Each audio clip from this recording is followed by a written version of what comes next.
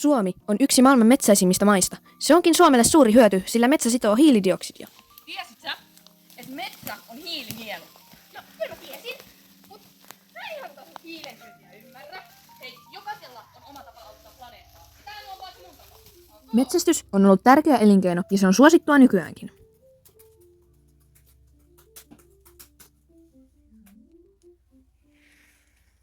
Huomenna alkaa jahtikausi.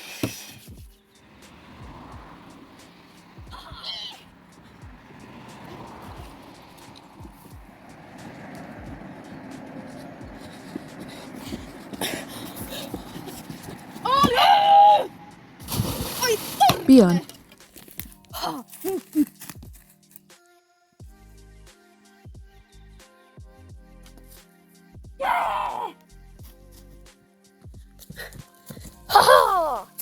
Missä mun viettaa? Tuossa poikaseni! Kiitti pappa.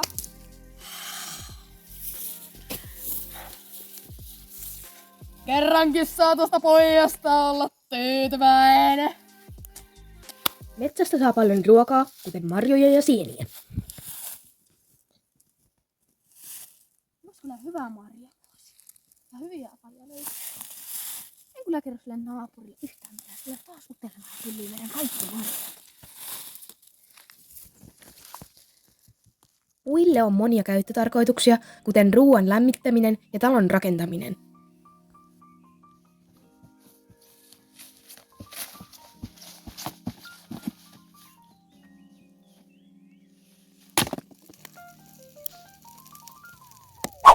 Entäs jos mä rakentaisin kyllä itselleni talon? Vai mitä sanot äijä? Hei moro Kamu! Moi. Haluuks apua? Joo. No, mihinkäs matka? Ajattelin rakentaa talon. Okei.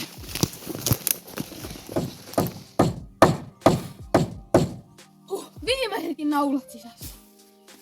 Oi, turkainen ovi uno.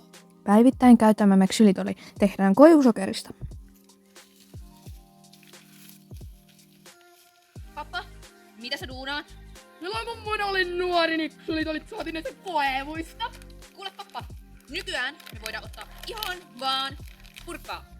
Ei oo enää 1800-luku. Niitä hyviä aikoja, niitä silloin Ja kauan puusta on valmistettu astioita. Aikojen saatossa astioiden valmistustapa on vain jalostunut.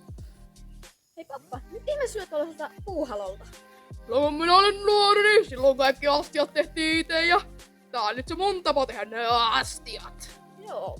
Siis miksi sä sitä kysyt? Säkin syöt itse tehdyltä. Siis niinku, mitä ihmettä te kumpikin duunaatte? Tää on ihan vaan kupsa. Täydellistä. Siis nykyään voidaan syödä pahvilautaselta ja syömätikuilla. Paljon siistimpää, eikä me olla enää yhäkään siellä 1800-luvulla. Ne ajat oli niitä täydellisiä, ai. Monen arjessa käyttämämme tuotteen raaka-aineet ovat metsäpohjaisia. Tappas mitä täälläkin uutuksia, et mettässä ei saa olla rauhasta. Come on, pappa!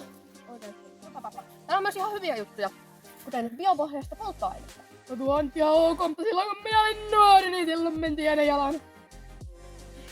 Niin, pappa, täällä on myös luonnollista ruokaa. No silloin kun minä olin nuori, niin mä pestiin ilman nyt vai poeta. Vesi yritti. Hei, on mulla vielä äsken. Luonnollinen hajuvesi. Ai. Täällä on talouspaperia, tervetuloa, messapaperia, tervetuloa. Silloin kun minä olin nuori, niin tuommoinen on ihan humpukia tämmönen talouspaperi. Ja pyllikin pöyhtiin aina heti. Mä luulen, että tästä on ihan hyötyä. Mä otan yhdessä perunaa. Ja sitten on vielä toista välissä. No, tuossa ei jotain jälkeen toi niin värisiä tarvitse, kyllä ei ole ihan valkoinen ryttää. En koe ihan turruuksia. Viilet, niin pitää olla metsäpohjaisia vaatteita. Ja muist, ja sitten ja hangastahna. Sen sisältämä fluori on myös metsäpohjaista. Silloin kun minä olin nuori, niin silloin ei edes paljattu hampaita. No sen takia sulla ei mitään ulkoa. On metsäpohjaisia. No oikein ei juttuja, minä lähdin tätä varjoon. Luonto on mahtava paikka stressin purkamiseen ja rentoutumiseen. Ihan oikeesti. Mulla on niin hirveä ressi päällä. Kaikki mun bisnekset on kaatumassa. No hei, älä! Siis tiedätkö sä, et kun vaan halaa puita, niin se rentoo. Okei. Ei, ota, ei ne luja. Hei, oota! No niin, sinne meni. Noniin. Aleksan on kyllä niin hyvä tapa rentoutua. No jep, stressi jää ihan taka-alalla. Ja tää toimii vielä paremmin kuin se puiden halailu. No ai jaa.